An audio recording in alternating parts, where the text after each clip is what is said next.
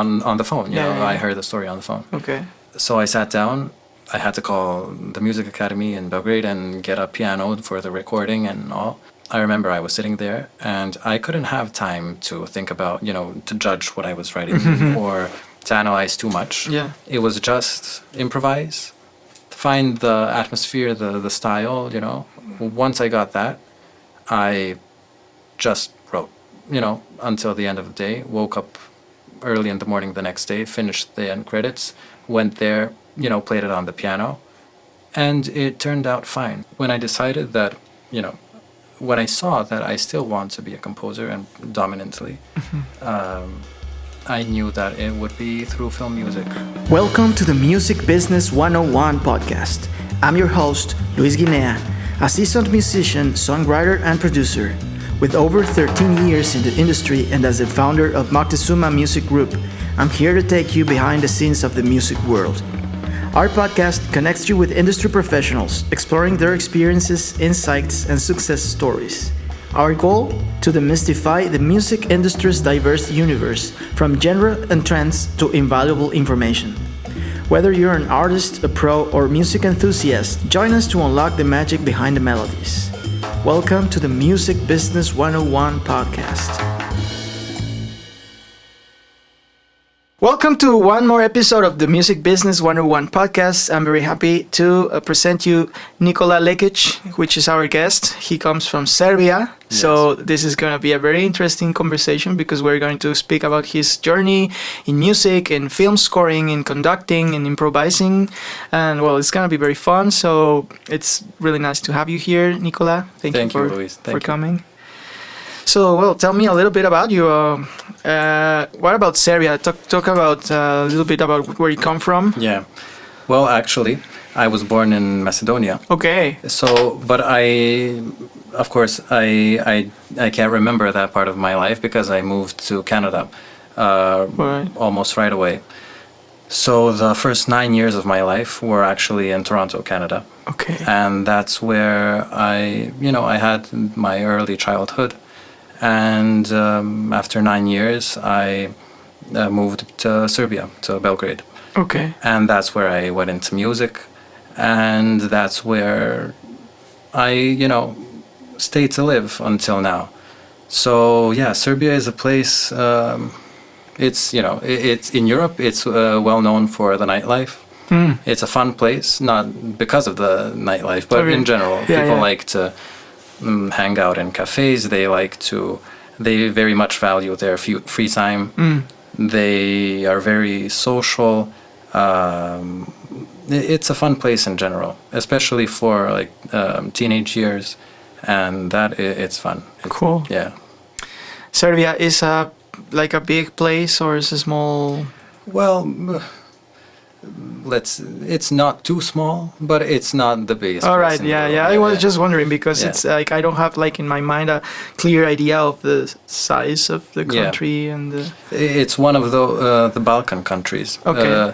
Belgrade was the capital of former Yugoslavia, which was a big country. Okay. And then it fell apart, and everything now is in those pieces. It's very interesting because last week, actually last Friday, we had this guest in this seminar, music business seminar. We have one guest every week. So we had Ruth Koliva, which she is from, I don't remember which country, but is also from the Balkans. Yeah. And she spoke about this, that it's a very okay, so it's many countries, but in the end, you must see it as a region which has its own languages, its own, I don't know. And the languages are pretty similar. Also, so, yeah. So she was speaking about the music scene there, that there's this big opportunity to actually do something to grow the music community of, the Balkan area. It's all it was a very interesting conversation. But now that you're saying about it, I just remembered. Yeah. And I think, tell me more about this. So how did you actually started your musical journey? How did you end up here? Yes. Well, at first I took some pretty basic piano lessons in Canada, but I don't count that as like the real start of my journey. Okay. When I moved to Belgrade, my mother accidentally met this woman, and the woman said that she's a piano teacher, and they talked about me. I was 11 at the time, and she said, "Does your son want to learn piano?" So my mother asked me, and I said, "No, I don't want to. I did that a bit in Canada, but I'm not interested, you know." And some time passed, and I watched, you know, animated series and stuff like that. And I wanted to copy what I heard on TV and play it on the piano and just know the basics, you know, just to know to, you know, play a little theme and that's it. So I asked my mother and I said, call this woman, you know, I would like to learn the basics. And when I met her, she was very captivating. You know, she went into music very deeply. She didn't focus just on practicing, just to like do this for the next time. You know, she talked about everything: the composers, music history, music in general. You know, not talking about like you have to do these 4 bars this way, focus your hand like this or that. It was just all about music as a whole. And that's, you know, one thing that I believe is very important. Like, if you're a child and you're getting into music, it's very important to have a person that is not rigid and not too systematic, because that's how you're gonna see that world. You know. Yeah. I totally agree with you, because I can relate a lot with your story, because I started that way too. Like I remember my first approach to music was because my father wrote a song before I was born. Yeah. So then he when I was like 4 years old, he taught me like how to play it using like stamps and numbers and colors. So he told me like, now press the number 5 and the number 5 blue and 3 yellow. So I was just relating. I was telling him what he did. I was doing what he told me. Yeah. But I could recognize the melody when I was pressing the keys. So I was like, oh, so if I press this, it's this sound. So if I press this, it's this sound. So through time, I memorized the melody, how to play it, and then I was curious about, okay, I want to play I want to play other melodies. Yeah. So one day, my mother sent me to school when she realized I had this like easy, like very intuitive thing with the piano and with music. So she said, okay, well, I might take him to school and he can learn. And in the school, the thing that what happened is that it was a group lesson. So you had to pass one by one with the teacher and do some exercise, reading and stuff like that. So when I listened to what the others did, and when it was my turn, I memorized what they did. So I wasn't reading, actually. I was just like playing by ear. But the teacher could realize and could see that I was very lazy. I didn't want to read. I didn't want to actually like know about the theory. I just wanted to play and have fun with the instrument. And but the good thing is, I mean, I am thankful for the teacher, because he told my mother, your son is not ready to like have this like lessons. It apparently he is more into like just connecting with the instrument and developing his like musicality. And I think you might just let him play, and then when he gets older, maybe he can, if he's curious enough, he can learn like the theory. You know, another thing is working one-on-one. Then the person can adapt to you and how you want to progress through it, you know. I believe that's very important. Yes. With, I mean, art in general, music, you know, you have to polish your technique. You have to always be curious. What's there more? So, you know, group settings, you can't learn a piano in group settings. You can't learn conducting in group settings, composition, nothing. It's all one-on-one or by yourself somehow. So Yes, I mean, the good thing, what you mentioned, you were curious Yeah. and creative on your own. That's the most important thing, I believe. Yeah, yeah, because in the end, it's, of course, if you are lucky enough to have one like guide Yeah. that takes you on the right way and shows you Yeah. where to look for the information, or like to ask you the questions that you don't know, you wouldn't ask yourself. I think that you're very lucky if you have one person to show you the way. But if Yeah. you are on your own and you don't have this guidance, I think the one thing that might take you or save you, if you want to see it that way, is the actual curiosity. Because maybe even if you have this guide, if you are not curious enough, he will not take out of you this thing, Yes. like the talent or the whatever it is. So It's crucial. Yeah. I mean, even later on, it has to be. It still has to be there because when people get older, their motivations, in the industry or wherever, they're kind of they can be external, Yeah. of fame, money, stuff like that. Yes, But yeah. if you don't still have the curiosity inside and the love toward it and to really want to know and explore, it's not the same. It's really not the same. Yeah, I found that the most creative phases of my life are those when I am researching new things. Yeah. Because when you are like into new stuff, you're like, okay, how do I use this? How do I apply this to like whatever I'm doing right now? And what I would like to actually take this to is like, how did you end up like, okay, you started with a personal teacher. So how did you end up actually composing and like doing? We didn't talk about this in the beginning, but you actually are like a composer for films, right? Or what is exactly what you do? Tell us a bit. That's the thing. When I was a child still, when I met my piano teacher, if we were doing a Mozart piano sonata or something, she talked about Mozart, his life, how he composed, how he lived, his personality in comparison to Haydn, Beethoven, or whoever. And I was very curious about these people to see how they lived, how they approached everything, how did that century look like. And I saw that they didn't just compose. They didn't just, compose. They didn't just play the piano, just conduct.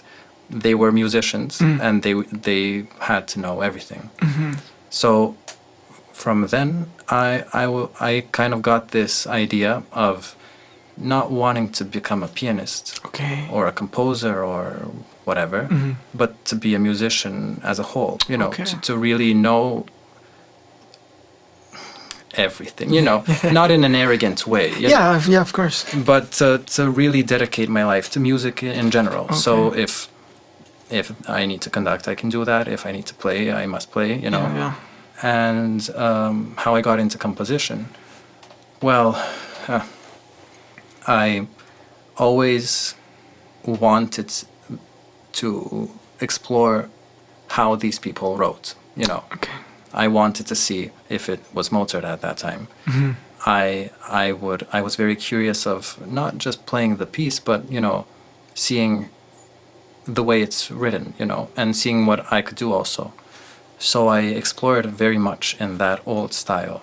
I wrote sonatas based on 18th century style. Nice. And very, traditional old stuff. And I focused a lot of time on exploring that music, writing that way.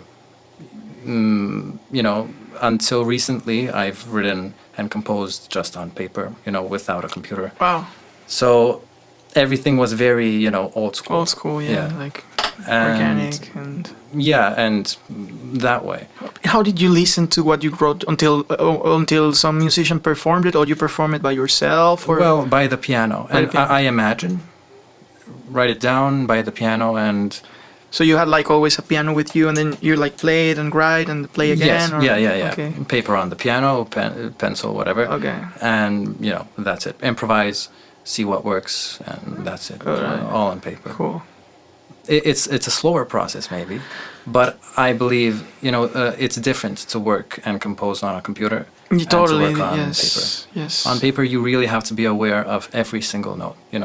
You have to know exactly everything you're doing. It's slower, but I find it more detailed. Yeah, I can relate because I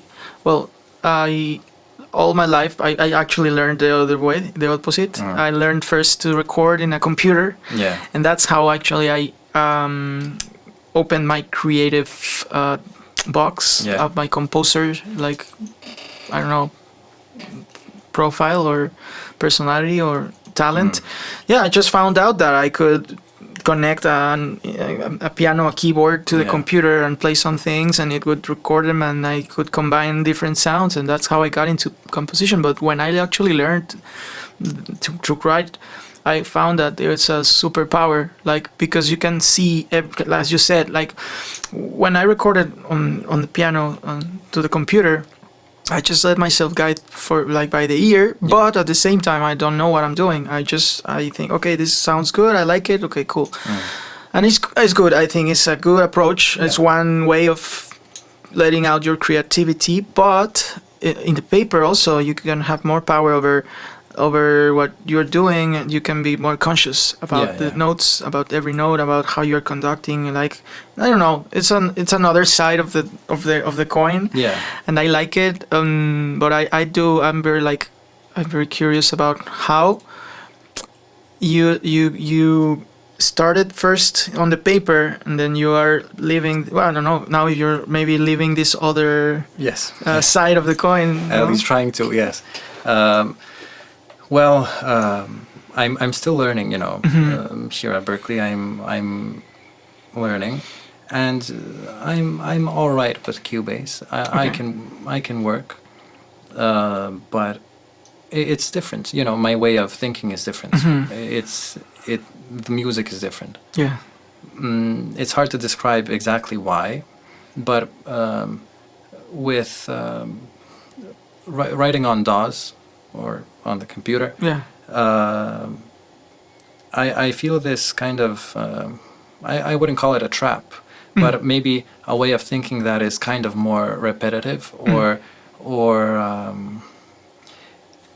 in patterns. In these patterns that are set, either in your mind or whatever.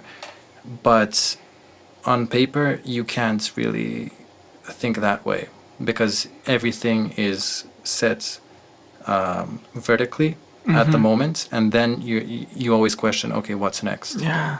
It's not, okay, I have this, I can repeat it, or I don't know, I have this basis, which is already a pattern in some way. On paper, it's different, but you challenge yourself to always overcome these habits or whatever they are. So yeah, but I don't know. I believe it's good to. I wouldn't throw away the paper. I would still use it if I need to, depending on the approach or the time I have, and of so course. on. Yeah. In the end, it's about finding a personal way that works. I mean, if you find the paper the best way to write for you, or maybe from paper to computer and back to paper, and then as long as you're fast. If you're fast and can do it in time. Of course. So then you went from learning music, then realizing you wanted to be more than like, okay, know it all. Know it all. No, but like, okay, explore other facets of. I knew that composition was the thing always. Okay. To focus on composing, I knew that it was composition. All right. But it's difficult to live as a. At the time, I was thinking of doing concert music, writing concert music, and it's difficult to make a living out of it. It's a different kind of path. So I continued writing while I was performing as a pianist. At the same time, I was very active. I went on multiple competitions, performed a lot, very much. Every week I performed, And but I knew that, even there, I started kind of late because I was 12 at that time. Okay. And people start when they're 3, 4, 5, 6. Wow. But I managed because my piano teacher was, we worked one-on-one for 3 hours. you Wow. know, Every week or every day? once or twice a week, Okay. plus twice a week for 1 hour. So Oh, right. in general, that was, let's say, 8 hours a week, probably. something like that. Okay. And with her, I managed to, like, okay, we practiced together. She has this approach of always playing at the same time. So whatever we're going, we play at the same time, and then it's a very old school Wow. kind of way of So, like piano. in different two pianos or 2 pianos, yes, okay. yes. So okay, interesting. We went really deep into it, and but to be honest, I didn't practice so much on my own. Oh, I was always in music. I was always thinking about it, mm-hmm. but I didn't practice so much. Okay. Now that's another thing,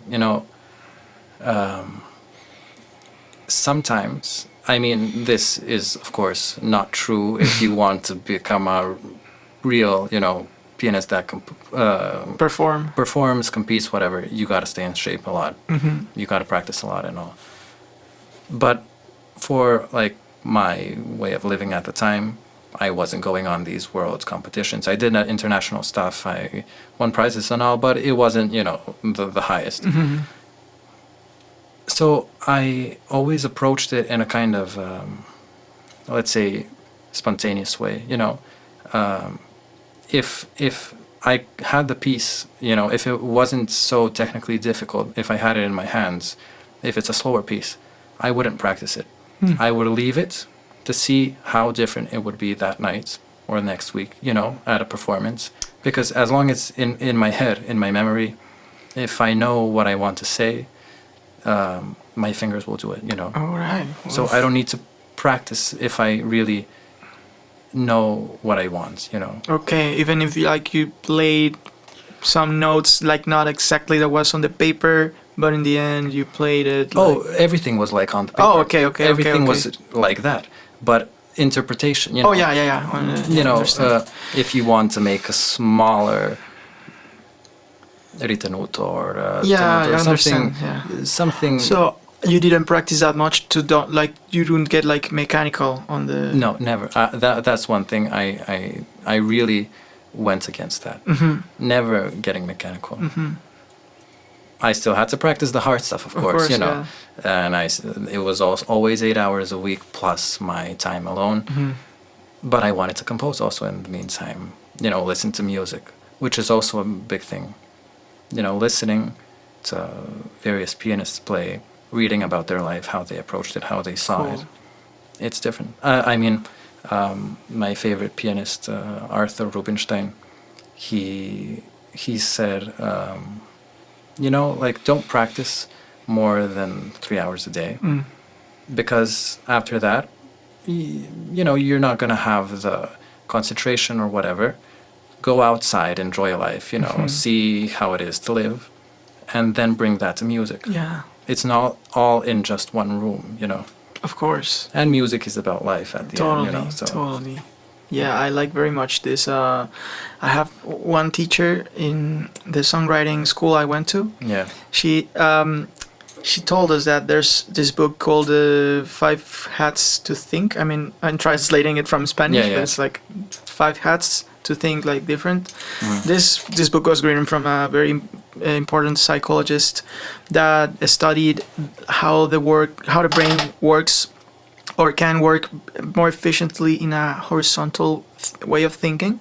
Okay. So he speaks about we process different information in 5 different ways. One is more rational, another one more emotional, another is guided by negative outcomes, and the other one for like positive outcomes, and the 5th one is the one that is like the moderator of all the others. Okay, So he states that it's better if you want to take a good decision, you must unload all your ideas with one hat first, because we tend to think in a disordered way, like using different hats with like different thoughts. So maybe right now I'm feeling like I don't know, I'm thinking about what elective I want to choose for my, or what concentration I want to choose for my master's degree. So I'm very confused and I'm having different thoughts. For example,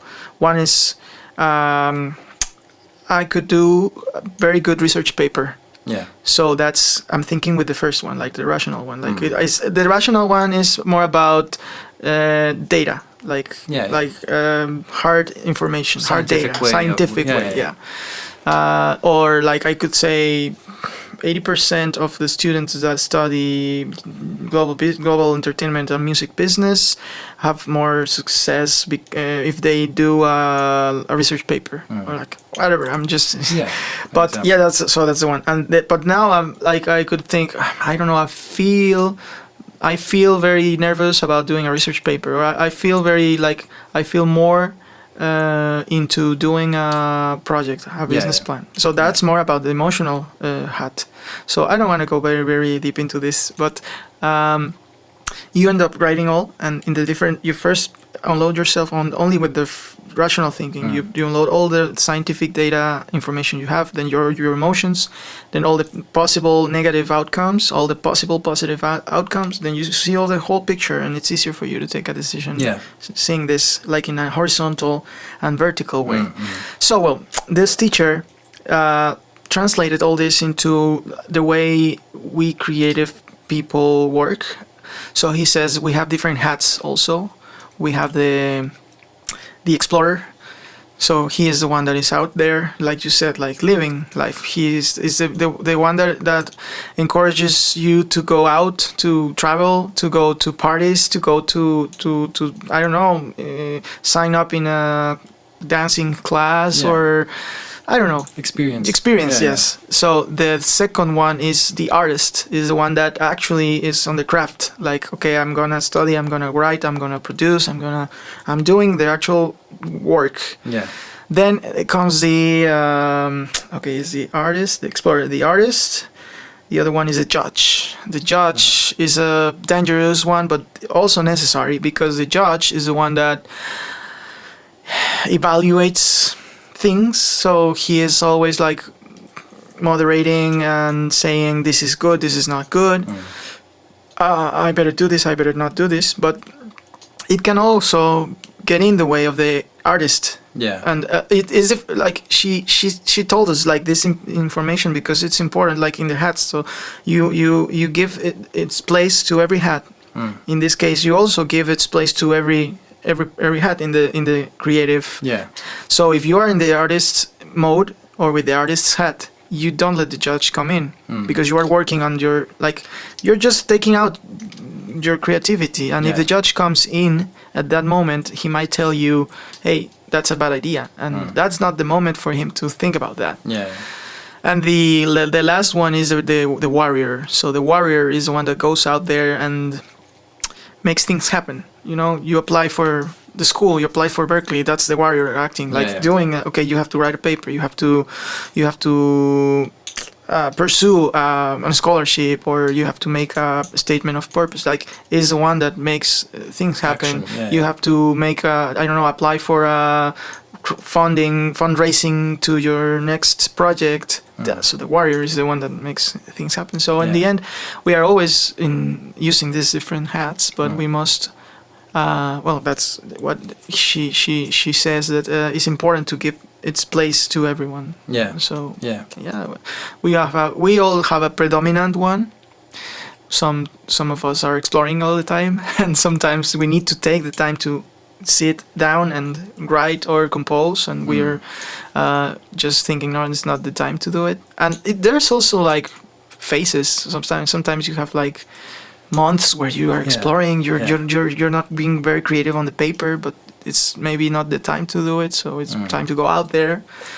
But then you have these phases when you have to be in, like, lock yourself up and write until you finish, because you have a lot of ideas happening. And the judge is the one that maybe sees the score and says, okay, no, this is not good. I might correct this. Yeah. You gotta always find a way, how to work at the present moment, and go through it, Yeah, and find a formula that works for you. Like, in the end, Yes. everyone has Yeah. his own. Everyone's different. It's different for everyone. Yeah.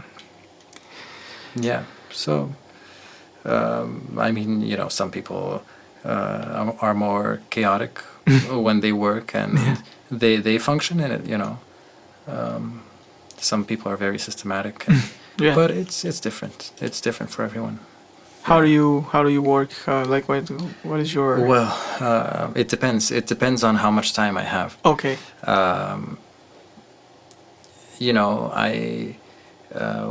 There was this time when my director friend called me, and she said, listen, I need to get this short film done, and I need the music tomorrow. Whoa. Or the day after tomorrow. Something like That never happens in films, right? They always Yeah. need things for yesterday. Yeah. And I think it was the day after tomorrow. And I told her I have a plane the day after tomorrow. I can't do it. And she said, okay, tomorrow. Wow. And I was like, okay, what do you want? What music do you want? And she said, just solo piano. Okay. I was like, okay. So that day I sat down by the piano, also pen and paper, and she just described the scenes. She told me the story. I didn't have time for anything. She just said, I want this, it kind of introverted music. And she told me the duration.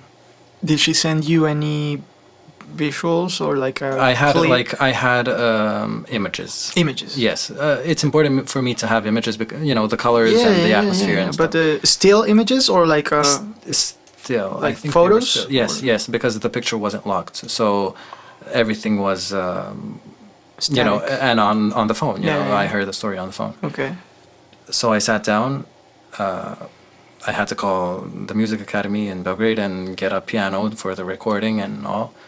And I remember I was sitting there and I couldn't have time to think about, to judge what I was writing or to analyze too much. Yeah. It was just improvise, find the atmosphere, the style, Once I got that, I just wrote, until the end of the day, woke up early in the morning the next day, finished the end credits, went there, played it on the piano, and it turned out fine. Wow. But, that's an instance where I gotta work fast. I can't have time to analyze too much. Yeah.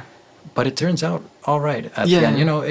It's not something that is like, that analytical part of the mind is always present in some way. Especially if you're writing on paper, you're not gonna use so much time on, erasing stuff. You really gotta know what you're putting on the paper. Yeah. So in that way, that analytical part is always active. Maybe I'm not aware of it so much, but it's there. Yeah. At the end, I see, Yeah. In other instances, during the pandemic and the corona and stuff, Yeah. I wanted to start this big quintet, and I had a lot of time because, I don't have a due date. It's not for anyone. It's just for myself, performing with people later on. And that's when you start thinking, maybe I shouldn't write this, it's not good enough, maybe something like this. And then when you have time, you judge it too much, and I still haven't finished it, Wow. So Yeah. life went on. I had to continue on with conducting with other projects and stuff. But I still want to finish it. So, it all depends on also the situation. Of course. Yeah. Yeah, and of course, it's always, well, sometimes it happens that when you have to hand in work for another person, maybe Yeah. you take it more seriously. Of course, when it's it's a for yourself, responsibility. Yeah, it can wait. of course. Yeah, it happens a lot. Tell me more about the improvisation, because I think there's a story behind that, right? About improvising. Improvisation. Well, in general, right now I don't expand my piano repertoire so much, but I stay in shape with improvising. Okay. And from when I was little, I always improvised in the free time. That's how I, kind of stayed in shape by the piano. And it was always classical improvisation. It was always, exploring. And then if you find something by accident, it's always by, I never take credit of that music when I write it down, because it's kind of, for me, it's by accident, And as a child, I always improvised. I didn't know it because it was, a habit of doing it every day. I don't take it too seriously.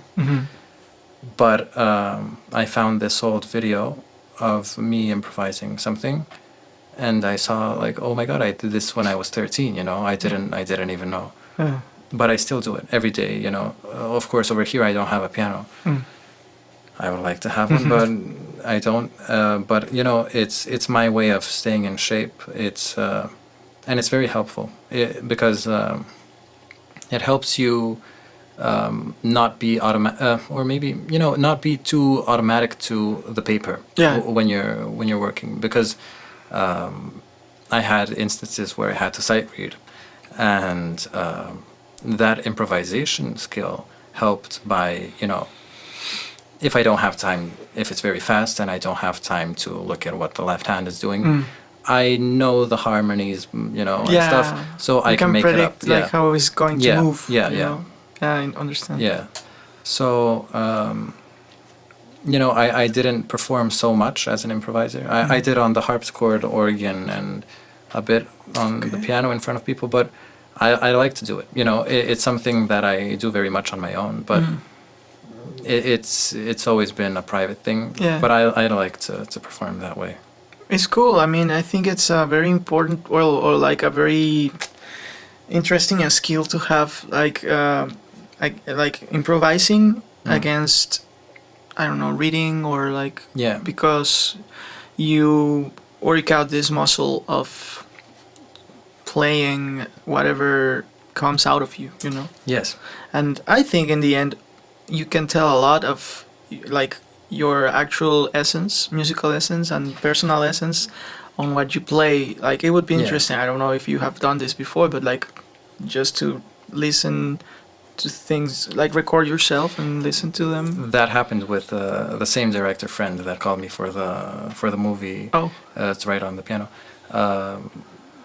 One time we were at my place, and she told me, let's make some music. She likes music a lot, so and she always gives me freedom to write almost whatever I want for those movies. Cool. And this time it was late at night, and she told this short story and said, improvise on the piano, make it come alive.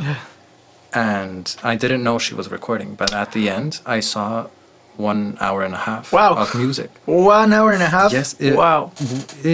I mean, I told you, I do it every day, but then, she told this story, and then I, stop after, I don't know, 15 minutes. Yeah. And she's like, okay, then this happens. And then I go through that. So it's, I mean, I value it very much because it helps also to compose, it helps faster. It also keeps you in shape in a way. Yeah. So our plan now is to cut it down, that music, see sections, and really try to find someone that can animate it, and make the short animation or something out of it. Nice. So yeah. It's a backward, actually, like process, right? Yes. Making the picture for the music. Yeah. Interesting. Yeah. Yeah, I would like to listen. I would love to listen to that. I can show you later on. I don't have the file. It's Okay. in Belgrade, but yeah. Yeah, no, someday I would like Yeah. to. But also, like, tell me, have you ever listened to some improvising stuff you've done before, like in one time, and then maybe other time years later, and find some things like similar? Yes, through improvisation, you see all of those habits you have. Yeah. You see habits what are some things you end up doing when you write. And I mean, in some way, everyone has habits in writing music. Yeah, you can't run away from it. It's not bad at all. I mean, it's probably part of your personal signature, right? Yeah. Like, you you can relate. Sometimes you see it happens to me. Sometimes I'm watching a movie and I don't know who wrote the music, and then I say, this sounds like Danny Elfman, or this is so like this other. Yeah. And then you see the credits, and it's like, okay, yeah, because it's something in there. Like, it's a style, Yeah. But I mean, I guess there are some things you like, and then you use them, and then they become a habit, and you don't realize it so much. Yeah. But yeah, I have like on my phone, I think now around 400 something voice recordings Wow. of just the piano bits of that. I mean, I don't organize it in any way. It's just voice recording number. Do you back them up? Like, No, you have to. I never even listen to them. They're in your phone, right? They In are my your phone, yeah. Actually, they are backed up, but not everything. But Well, yes, if they are in your, like, in an iPhone, probably are on iCloud. yes, But, yeah, I mean, because it would be so sad if you lose your phone. of course. But coincidentally, I never listen to it. Yeah, I mean, I should, look for some material sometimes. There's a lot of stuff through, I don't know, 3 years. It's of stuff. gold, I think. I mean, it's like, okay, maybe you think right now you won't need it, or you haven't found the... I need it, I know that I do, but it just never happened to go through it, But someday, maybe in 20, for sure. 30 years, and you For will sure. be like, okay, what was I doing when I was... Well, how old are you? Now actually? 24, yeah. 24. Wow. 24. You're very young. Yeah, it's a good age, I think, to do a lot of things. Yeah. You've done a lot of things for your age, I think. I don't know. How many movies have you done? Well, short films, I don't know, maybe 7? I don't know. I think It's good. something It's like a that. good number. Like, 6, 7. how did you get into that, actually? Like, how did you end up from composing, performing, competitions, playing, composing, and then how do you get actually to make the first music for a film or for some visual thing? Well, the thing is, it went through conducting in a way. Okay. Because I wanted to focus on writing concert music. Okay. Writing music for, traditional music. Yeah. Like Orchestral, chamber music, okay. whatever. Yeah. Concerts. Concert, yeah. And I was thinking of 2 ways of doing it. One was to go at the music academy and get into composition as a major. Okay.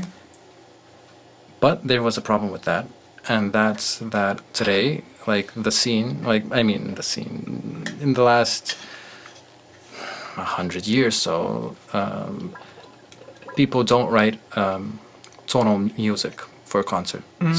It's dodecaphonic, atonal, Contemporary. postmodern music. It's different. I personally don't like it. Or like noises with the... Yeah, whatever. It can be. There's no tonality. There's no, let's say, traditional structure or whatever. It's all just... experimental. Yeah, experimental, organized, noise, sound, I personally don't like it. I'm too...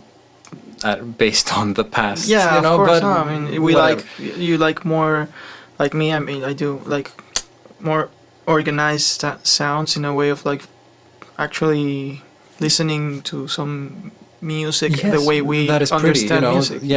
Some way that it can be touching not just for me, but for an audience in general. Yeah.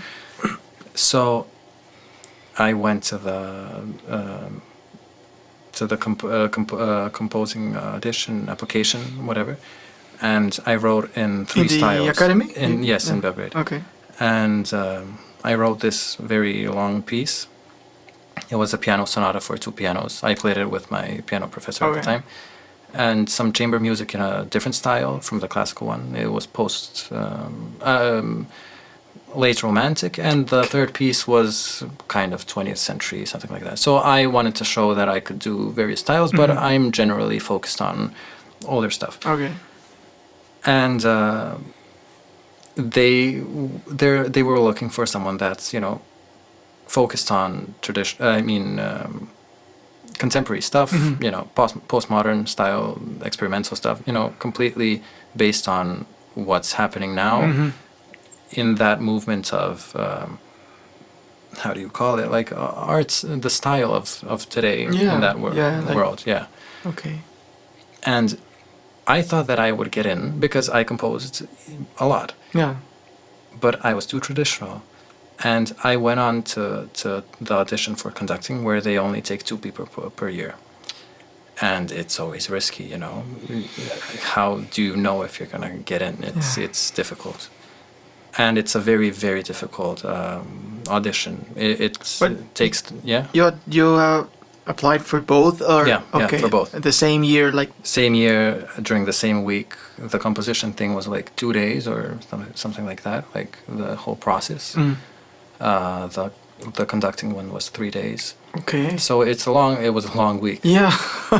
And I ended up in conducting and not in composition. Wow. But that was like a plan of mine in some way, you know, to, perform, find ways to perform, not being a pianist anymore, but knowing how to play the piano. Yeah, sure. But, you know, through conducting. And, of course, I love orchestral music. That's what I listen to mostly. And my plan was to, you know, be a conductor and then compose music by the side. All right. So I did 4 years of conducting, the undergraduate degree and my master's. Okay. And in the meantime, I was thinking about what to do with composition, you know, because still you can only write for yourself when you're down that path. So I thought of film music, where you can actually write music that is, let's say, easy to listen to. You know, it's tonal. Yeah. You know, in that way. And it's also like going out. Like people is actually going to listen to it. You record. You can conduct. You can't really perform, but you do it. You know, it's alive in that way. Yeah.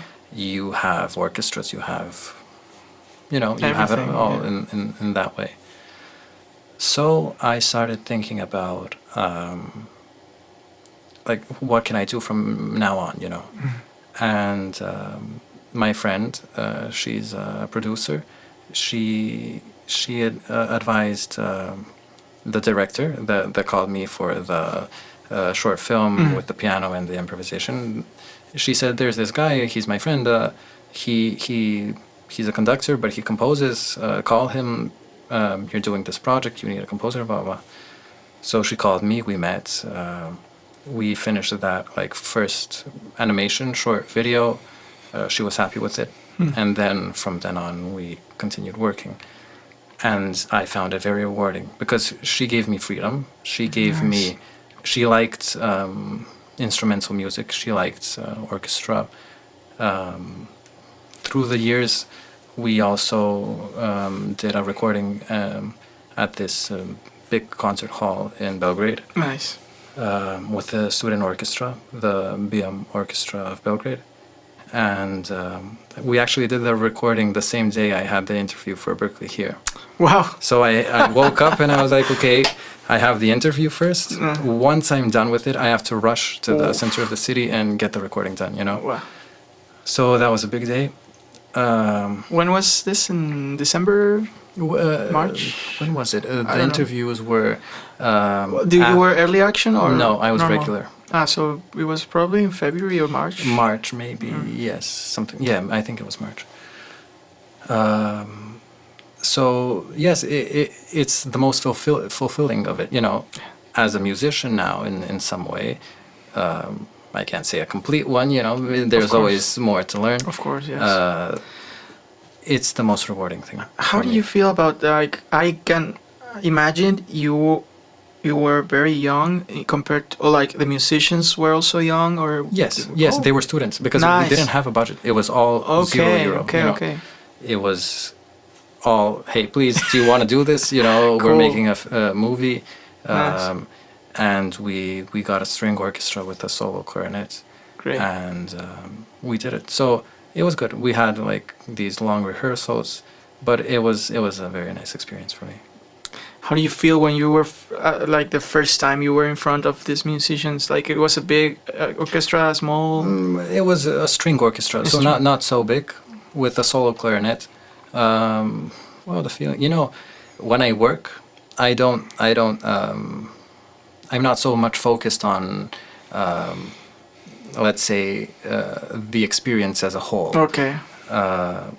I'm very, then we had to do it fast. So I was very focused on getting it done. Okay. Because, these people are doing it for free. Of course. We have no time. We have to do it, So at the end, when we were coming back with all the equipment for recording and stuff, I was like, wow, this was very nice, But at the end, I felt it. Okay. During the whole process, it was just, we gotta work. Yeah, of course. Yeah. But on the background, like, did you feel, wow, I like listening to your work being performed, like from by other people? Yes, it's nice. Yeah. I mean, it's a beautiful thing.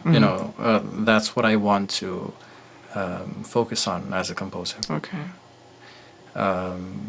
And that's a beautiful thing of it's not performing. It's not a recording session. Is not performing, but it's still giving music. Of course, life. A life, yeah. Yeah. Tell me more about this film director you work with. Is she the only person you work with? No, or? I worked with another one. Like maybe 3 months after her, he called me and he said, "Can we do orchestra and choir?" And I was like, "Well." I don't know, like, we don't have a budget again, it's again now even harder because we got to get an orchestra and a choir. Wow. And he wanted Baroque music, and I had to write that very fast also. So, it was difficult. We got this church, cathedral in Belgrade. I saw some pictures of that on your Instagram. Yeah, that was then, yeah. Cool. And still, it was, asking people to be a part of it. It's always beautiful. I mean, I really like it, and conducting really helps with it. Did you find any difference on this director's way of working against the first one? Oh, people are always different. Yeah. But I mean, what difference did you find? Like, well, I with the second director, we didn't know each other very well. We hanged out for a bit, and after some time, he was like, "Okay, want to do this?" I was like, "Fine, let's try." I had to finish my master's then. It was a difficult time, so it was different. When you don't have time, it's you don't have also the space for very let's say detailed communication. Yeah. So he said he wanted Baroque music. I got that, and we didn't have time for him to listen to what I wrote or anything. I just told him we have 2 rehearsals. Come to the rehearsal, you're gonna listen to it then. We're not gonna have revisions. We don't have time, Yeah. So. But he ended up liking it because good. I don't know. I'm good with the old styles. Yeah. I wrote Baroque music. You were in your safe area. Yeah. And Baroque music is very rare in films now. It's no one does it so much. So I'm happy I had the opportunity. Really. Cool. Yeah. Yeah, I wanted to ask you that because I know that in the film scoring like industry, of course there is a way of working, there is a method, but at the same time, every director is very different on how he likes to work with the composers, how does he explains himself or herself, or like how they explain themselves of like what they want, what some of them like talk more about the emotions they want to get, some of them talk more about the instruments, some of them are very clear and they say like, okay, I want it, like they have a very clear picture, like because they probably are more like music enthusiasts and know a bit about music, so they can explain themselves more. But I have a funny story. I've done some small films also. Yeah. So that's why I can relate. About like what you're talking about and your story. But my first time like doing music for film, a short film, it was because I have a friend. Actually, this is the friend that always gets me gigs for films because he is he studied film scoring in Berkeley, and he got one gig, but it was very big because it was in the pandemic. Yeah. So I don't think it was a director himself. It was more like a producer, and he wanted to do this series of short films to be streamed in like platforms during the pandemic. So he hired a lot of directors to do short films, and then he asked this guy to make all the music for the films. And he was like, okay, I cannot do this by myself, I need a team. Okay, you gather your team, you do whatever you need, but I want music. So that's when he called me, and he was like, okay, I have this project, do you want to come in? There's no budget, I mean, it's all for free and like for the culture and the art and for love. But yeah, I said I was in, I wanted to do it. And the dynamic was the directors were going to pick the composer, so I have to send some of my work, and then one director would choose me or not. I mean, but in the end, I got chosen by one director. But I asked this guy, okay, are we having I knew that there's usually a spotting session, so you have this conversation where you maybe watch the film with the director, so he can or she can tell you, okay, in the scene I want this, I don't want music here, I want music here, I want here like to go up, whatever. Yeah. But he told me, okay, there is no spotting session because the director is convinced that she doesn't want music on her film. Wow. So I was like, okay. So he told me, so your job is to make music so she gets convinced by herself that her film needs music. And I was like, okay. So he told me, you have freedom, you have to, you watch it, you read the script and do whatever you want. Find a way. But because he was the creative director in the music, he told me, I want music. I mean, I know that this film needs music, or at least that's my opinion. But she needs to get convinced by herself that it. Yeah. So okay, I started writing, and well, the first thing I thought was strings. So I started writing some strings, and I spent a full day doing some things. And in the end of that day, he calls me, and he says, "Okay, I spoke with her, and she told me that if you are going to do anything, please don't do strings." And I was like, okay, I spent my whole day doing the strings, and she doesn't want the strings. He told me she's from Veracruz, which is a city in the coast in Mexico. She's from Veracruz, and the story is happening in Veracruz. So she said that whatever instrument you use, she's only open to listen to a marimba. Only a marimba. Okay. Like if you are gonna do anything, just only, a marimba, and maybe she might be open to that. So I was like, how do I make marimba? I don't even know how to play a marimba. I've never. I've seen marimbas because in Mexico they are common in the south of the country. So I saw them, I listened to them, but never actually wrote music for a marimba. I don't even know how the instrument is played. So how would I like write for like, yeah. So I was stuck in there. I didn't have much time. I had like one day. Yeah. So luckily that day,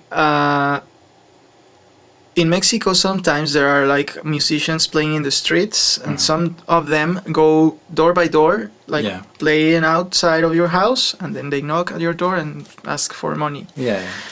That day, a marimba came outside on my door. They were playing, and I was like, okay, I ran and I took my phone. I asked them, okay, can I record you? Yeah. Well, I actually asked them to perform some music from Veracruz. So I asked them, do you know any song from Veracruz? Yeah, we have this one. Okay, play it, please. Can I record? Yeah. So I recorded.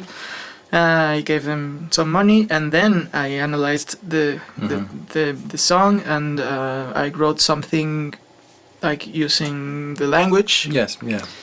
I managed to do some like emotional curve that was I don't know that it supported the story and the visuals. Yeah.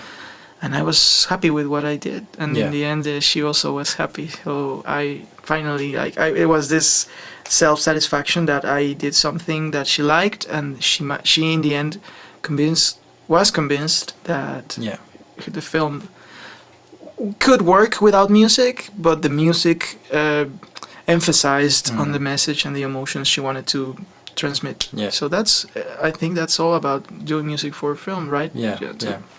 Connect with the story, what the director wants to communicate, and make it stronger.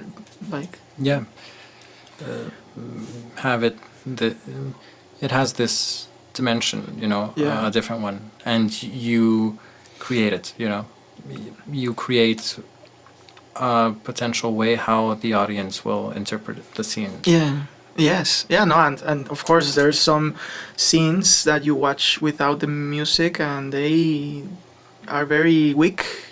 Sometimes they're stronger. Yeah. I mean, sometimes the scene by itself and the actual, I don't know, the skills of the actors are so good that they don't need music. You can watch the scene by itself and it's so emotional. But of course, music will always, make everything more intense. Yeah. Right? Yeah, I like it very much. I think it's a very beautiful, what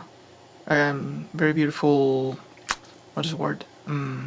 Profession. Profession. Yes, it's a very beautiful profession, and maybe it's a profession of the future. Speaking about composing, in a way that, as you said, maybe academies are not into tonal music like for performing. Well, yes, it's about there's this German word, Zeitgeist, like the soul of the time. How the present is now, the culturally, and stuff changed. When from the classical period to the romantic, the world was different. The culture, the society, and all. Today is not the time where people will, write giant symphonies and the city will go to the concert hall and listen to this new symphony of whoever. It's not like that anymore. Yeah. So, if you want to write tonal music, I believe through film, it's a way where you can really live through it. Yeah, and people will go to the movies and they're gonna watch the movies, and then they're gonna look for the music on the platforms and say, okay, I love the music of this film. Who made it? Oh, this guy. Okay, I'm gonna follow this guy. So it's like a way of now like being a famous composer, probably, and transcending in a way, because people always sometimes people remember the movies because of the music. Yes, if it's that good, yeah. So then you listen to some melody and you say, okay, this is from Gladiator. This is from Star Wars. Yes. So Nikola, we are reaching the end of the program, but I think it's been a very nice conversation. Yes, it I has. think it's we've talked about a lot of things. Thank you for being so open about your journey, about your path, in how you got into film scoring, how you got into conducting, into composing, into performing. And like I think it's a very you have done, like you said, in the end you managed to know or to participate in these different roles that are around this facet of music you are exploring, composing, performing, conducting, and now you're exploring more this new modern way Yes. of doing music for films, for TV. Tell me more about that. So, how did you end up applying for Berkeley? What encouraged you to say, okay, I would like to go, or you just was an experiment, or Well, Berkeley has a big and strong reputation, and when I decided that, when I saw that I still want to be a composer and dominantly, I knew that it would be through film music. So I met some people that finished here in Valencia or in Boston, and everyone was happy with it. They had opportunities later on. They stayed in the music industry. They had just wonderful opportunities and experiences. So I knew it was the right place to go. If this is the route I'm taking, then I already know that people are happy with it, very happy. So that's why Berkeley. cool. Yeah. You applied like once? Is this the first time you Yes, applied and you yes, got yes. accepted? Nice. Yes, yeah. Okay, cool. Yeah. And how do you feel now? It's been 3 weeks. Yes. Well, I'm working. Everything's started. I have very mysterious problems with technology. The computer just freezes or something doesn't work for I don't know what reason. You can imagine I don't know anything about computers in general, and then when a problem happens that even someone that knows a bit more about computers can't fix, then I'm like, well, how? What should I do? It's like bringing a composer of the 19th century Yes, to yeah. this age and like, what is this? Or just a very old person. Yeah. That's how I feel. Okay. So it's interesting. I like it. I've met a lot of people. The diversity is very interesting. Yeah. People are passionate about it. They're happy that they're here. Yeah. We all are. Yeah. It's different. I mean, and everyone is different. That's a magical thing about, I think, being here. No one here is because someone else like forced us to be here. No. Everyone here made a hard effort to come to the school. Like we all probably are from other countries, so it took an interesting path or like series of decisions to take to come here for a full year. Are you on your own? Like you're alone here? I have 3 roommates with me. Okay, Yeah. but I mean, you didn't bring any family or No. partner or No, whatever. I'm alone. Yeah. All right, yeah. Yeah. And, how has that experience? Have you been in another country by yourself before? Just for like a trip, a short trip. No, But okay. not in the long run. Okay. For now, it's not a problem. It's nice. Do you feel like it feels? I don't know, like new. Like It's new, of Everything is course. new. Everything is It's new, yeah. like, But I'm focused very much on working here, so I don't have a lot of time to really be outside and be outside and walk without purpose or something. I don't have that time now. But during the break in December, a few friends are gonna come, Cool. and then we'll just From go outside. Serbia? And, yeah. Cool. Yeah.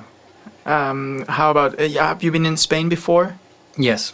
I've been to Barcelona 3 months ago. Okay. With the same friends that are coming. Oh, okay. over here. Nice. And I've been to Madrid. When was that? Maybe 8 years ago, something like that. With my Okay. parents. Yeah. So I've been. I like Spain. Yeah. I mean, I like it. Do you know some Spanish? Nothing. But I think that anyway, people here speak a little bit, Or Yes. have you had any challenge on communicating? With the taxi. Oh, the taxi, yes. To come here, yeah. Quite an Yes. adventure, yeah. Yes. But in the end, the good thing is we end up finding solutions, I think. Of course, you find your way. It's an interesting new facet of your life. A lot of challenges, getting out of your comfort zone, like in the technology thing, in the language thing. Yeah. But I think it's very admirable. Like you are being very courageous of coming here, and I think that's the thing that has taken you to this point in your life. You have always looked to go beyond. Like, okay, I'm good at this, but what about this? I want to explore this new thing, and now this other thing, and you're always exploring and looking to be, I don't know, you're the best you can be, and that's good. I mean, yes, I mean, I do it because I like music. Yeah, of course. It's out of curiosity. I don't do it so much to reach these heights of whatever. I know. Yes, it's just I like the knowledge of it. I like whatever I can learn.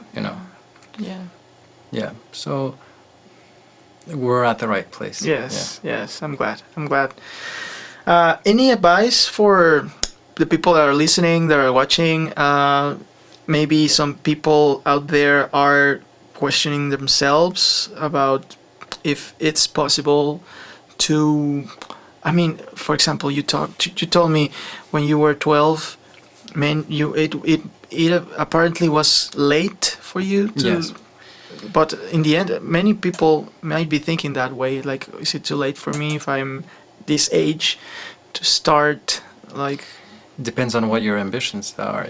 Oh. If you want to be a classical pianist and you want to start by, I don't know, if you're 27, it's difficult. Because there are people that compete and are very, successful in that world of competitions when they're 14, 15. So for those kind of big ambitions, it's sometimes it's really, really difficult. Yeah. But if it's about music, if it's about music in general, there's no age is not a problem. Yeah. If you want to do it for the music, you do it for the music. Of course. Yeah. So my advice, to people is just if you have this love toward it, you know what to do with it. Yeah. I think that's the thing. Like you said, you are not guided by ambition, but more by curiosity and love for the music itself, right? So yes, yeah. I mean, of course, it's in the human nature to want of stuff. Course. And, of course. But I try not to focus on that so much. Yeah. I like it. Yeah, I can see that. Many people, or most people I've met here and all on my journey, that are being fulfilled, because I think it's a very different word to use, being successful and being fulfilled. Yes. But the people I see that are fulfilled, and by consequence they are successful, are people that don't focus on those things. Yes. So, what can we expect from Nikola Lekic in the next upcoming months? Any project apart from, of course, the things you have mentioned here? Anything? Well, now I have to focus on these studies here. I have to learn how to use a computer properly. I have maybe some projects, some other films in Serbia, but I don't know where that will be going on during this time. So right now I'm focusing on the studies, and for the final projects I'll be searching for who to collaborate with. Okay. We have to find a project wherever in the world, and to write music, 3 minutes long, Okay. and to have a recording session with with an orchestra in London. Nice. So I'll be looking forward to that, and I'll be searching who to work with. Cool. Well, if there's any director, animator, whatever, in listening or Yeah. watching, where can we look for you in social media? Yes, the most easiest way is through Instagram. Okay. My name there is Nikola L8, and later on I'll develop. I'm working on websites and other platforms, but for now, Instagram. Yeah, for now. Perfect. So you know where to find him if you are interested in knowing more about his journey or his experience, or if you want to collaborate in some way. If you're a creative in visuals, you know where to find a very good composer and scorer and performer and conductor. So Yes. anything Thank I you. missed? Nothing. Nothing. Yeah. Outside of music, what do you do? What do you like doing? Oh, well, I'm very lucky to have very good friends. Yeah. And, during high school, I met fantastic people. And I really, try to stay in touch and hang out with them. We know each other for a very long time. Mm-hmm. We have this group chat that is active every day, 17 of us, Wow. for Okay. how long? 7-8 years. you know. Wow. So I like hanging out with my friends. Of course, I do other things, but when I don't work, it's social life. Cool. Yeah. Very nice. All right. Well, Nicola, it was so nice to have you here. Yep, It thank was you a for very, inviting me. very enriching conversation. Thank Yeah. you for sharing all. And I will see you around here. Yes, yes. And for the people that is listening, thank you for listening, for watching. If you like this, you can share it. I think there's so valuable information here to share. So thank you for watching. Subscribe if you want to know more about the upcoming projects. We're going to have very, very, very nice guests coming the next weeks. Follow us, and thank you for listening and for watching. See you on the next episode. Thank you. Thank you for joining us on this insightful journey through the melodies and bits of the Music Business 101 podcast. We hope today's episode resonated with you and provided valuable insights into the music industry. A big shout out to our incredible guests for sharing their expertise and experiences with us. We couldn't do this without you, our dedicated listeners. Your support means the world to us. If you loved what you heard today, please subscribe and spread the word. Together we'll continue to explore the dynamic world of music and the stories that shape it. As we part ways for now, remember that music has the power to inspire, unite, and transform lives. Whether you're a musician, a music enthusiast, or someone seeking the magic of a great tune, keep the music alive in your heart. Stay tuned for more fantastic episodes with industry leaders and creative minds. Until next time, this is Luis Guinea signing off.